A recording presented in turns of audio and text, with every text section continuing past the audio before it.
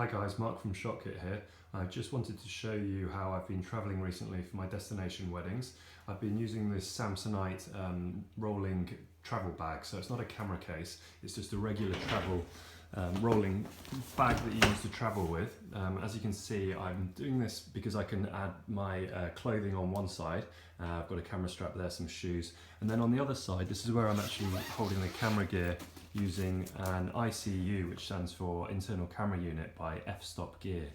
And the beauty of these things is that you can place them in other bags. So it's just a camera bag insert. As you can see, I've got all the camera and lens and flash equipment that I need to shoot a wedding comfortably.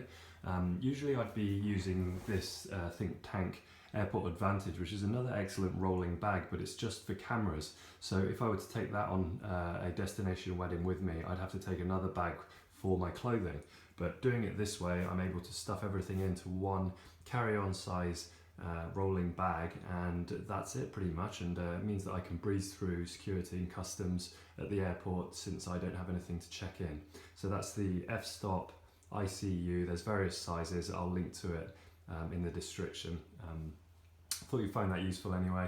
Let me know in the comments how you choose to carry your gear when you go traveling.